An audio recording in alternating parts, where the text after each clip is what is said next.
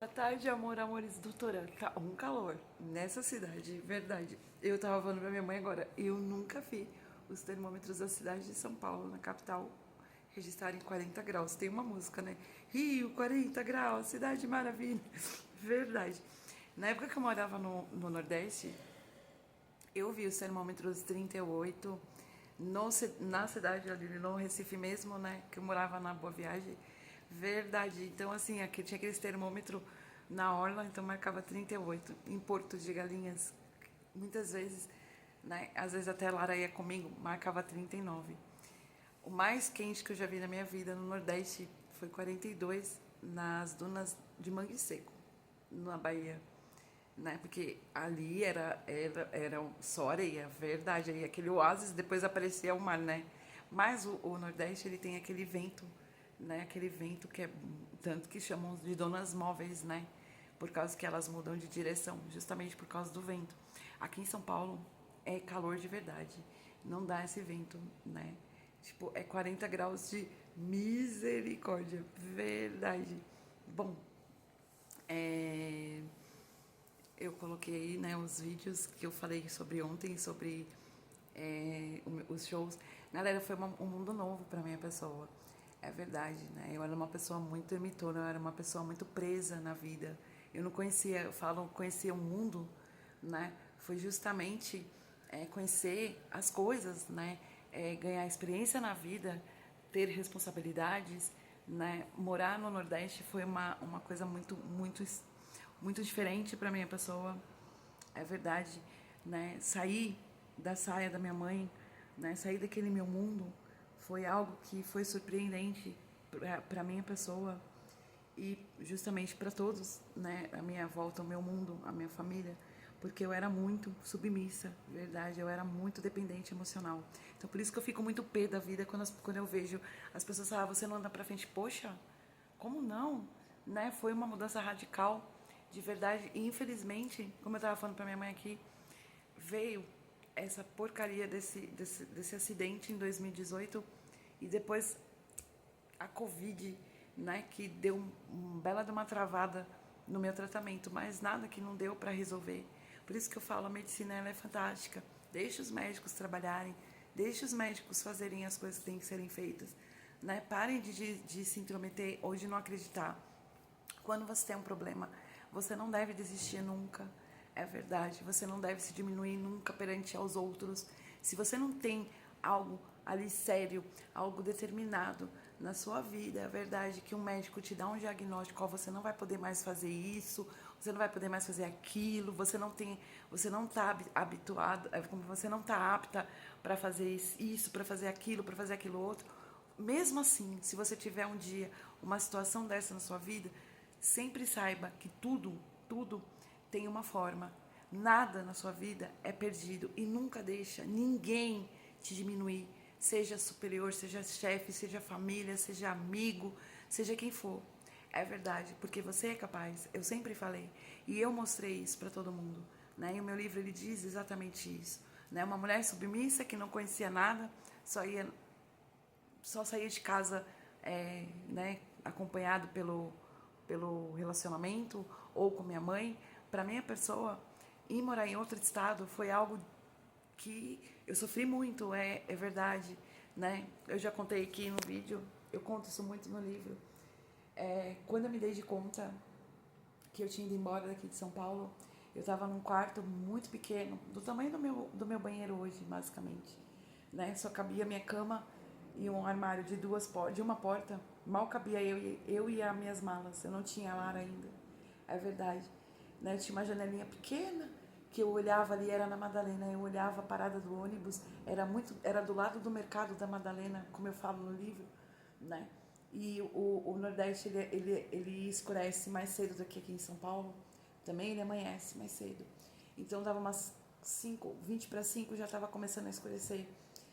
E eu tinha chegado no Recife, era mais ou menos no dia anterior, era mais ou menos 9 horas da noite, né?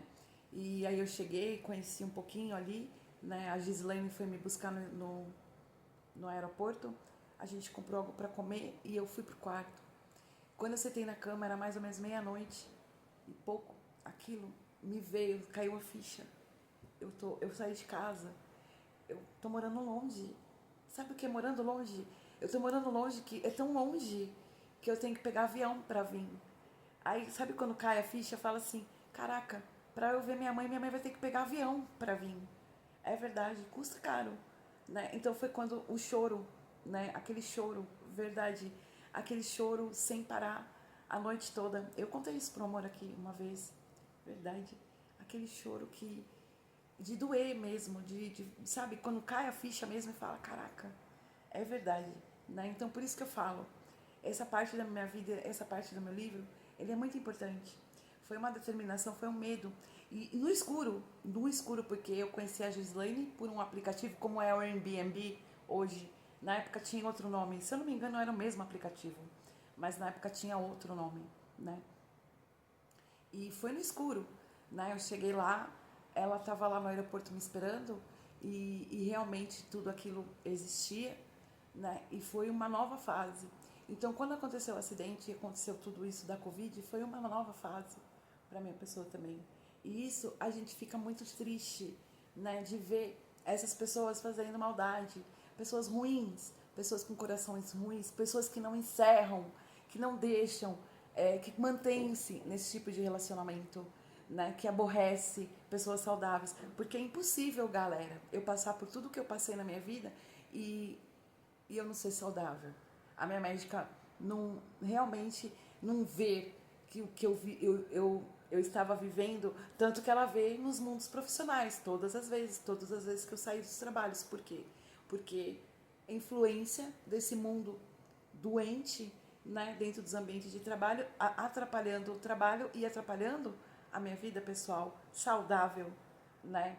Então, assim, foi um período que eu tive que me fazer muito só, né, para aqui em São Paulo principalmente, porque eu morei 2 anos lá e lá eu tive muito pouco. Eu só ia muito nos lugares quando o pessoal da República ia, que aí dava para eu ir, dividia, ou muitas vezes pagava, verdade, né? Ou então me convidavam para ir.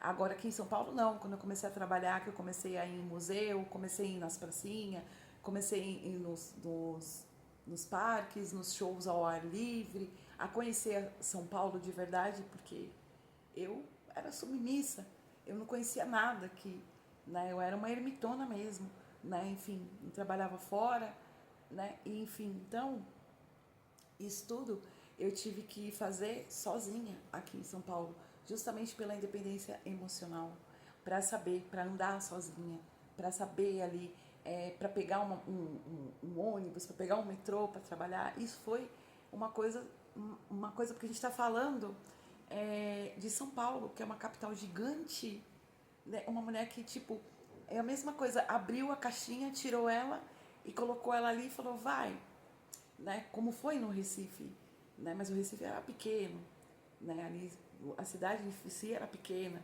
Para você atravessar a Zona Norte da Zona Sul, eu morava na Zona Sul e eu trabalhava no centro, ali na São Luís, perto do Cinema São Luís, verdade, né? Ali no Marco Zero.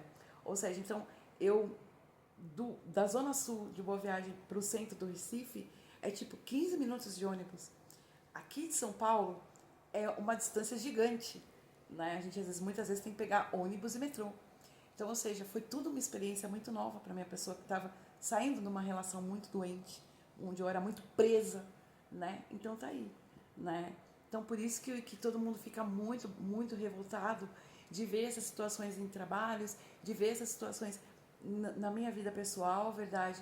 Pessoas que não chegam, às vezes, de fato, a chegar a minha pessoa, né, e vir a conversar comigo, né, naturalmente, fazer fakes e mais fakes por causa de um desafio de coachings que a gente sabe que foi verdade. Teve um boletim de ocorrência, galera, né? Teve interferências nas minhas redes sociais. Isso foi muito grave durante todo esse período que eu passei lá, né? Foi muita pressão psicológica, né?